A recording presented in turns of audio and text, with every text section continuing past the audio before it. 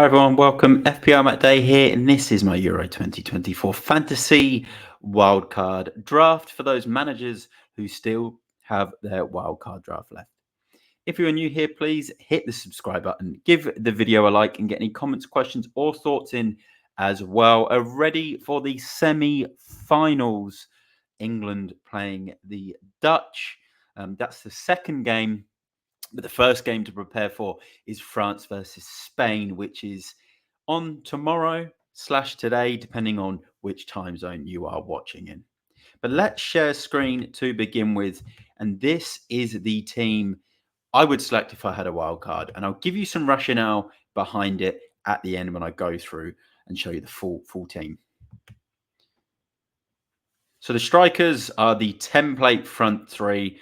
Harry Kane, I know he's been a bit under fire with his performances, but he's still found the net in 2 games, which is only one behind that man on the far side, Gakpo, who is in all the right positions for the Dutch right now.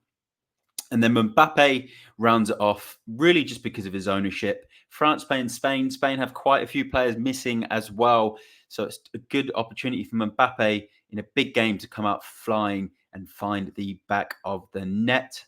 So that is the front three. Very standard, very template, I know. But again, semi-finals, limited opportunity. Maybe one of the only other changes you might look at doing, if he's all good to play, is Morata in that front three. But for now, that is for me the best that you can pick.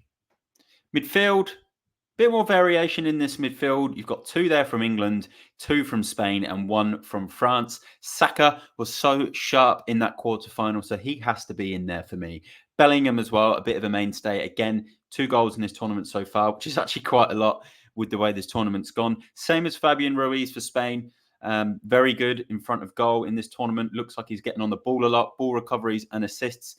Dani Olmo as well, really strong score in the quarterfinal, so he has to be in there. And then N'Golo Kante, really good threat when it comes to potentially 3 bonus points for man the match and ball recoveries as well. And he's a good price, and it gives you that little bit of French coverage in midfield. Probably the best French midfielder along with Rabiot to pick. So let's go to the defence. And France have the best defence for me in this tournament. I've only doubled up with the 2 defenders there. You'll see why in a minute. Koundé and Upamecano are probably the best for me, along with Saliba, depending on your budget. And then Dumfries for the Dutch always flies up that right-hand side. England have a lot of problems on that left back position, although Luke Shaw might come in. But how fit will he be over 90 minutes or potentially 120 minutes? And then Cucurella, great for ball recoveries, even if Spain concede. And Nathan Ake, and ever-present for the Dutch. You could also upgrade to maybe a Virgil van Dijk or a De Vrij, who's obviously scored in the last round and had a big score. And then goalkeepers, for me, Verbruggen and Maignan for the first night, and then Verbruggen, or even Jordan Pickford for the second night, depending on what you do, or Simon and a Dutch or English keeper. You want to make sure you have one from each nation, so you have a different goalkeeper each night, especially if you're on a wild card. So we'll scroll out and go through the full team here and what it looks like. You can see it there on screen. So we've got 1, 2, 3, 4, 5 French. So there's the triple up on the defense, effectively, if you include the double up of defenders and the keeper. Dutch, we've got 1, 2, 3, 4. And then England, we've only got 3 in there for now. And then Spain, we've got another 3. So the reason I've gone a bit lighter on England and Spain, they have a lot of players missing in this game. So it's going to be very difficult for them. So it means there's less risk if they do go out of having to lose too many players.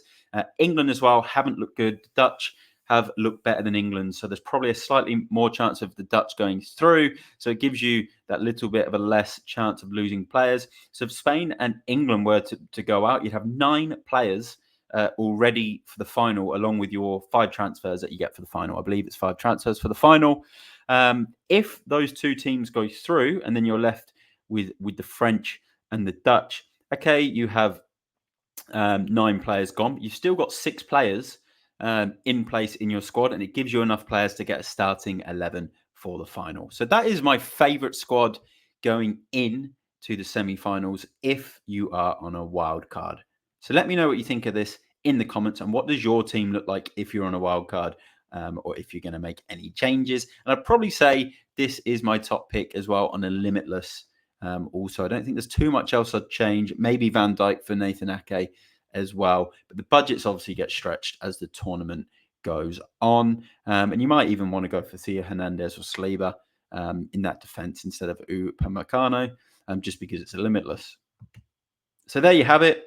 Please subscribe if you're new and you enjoyed the video.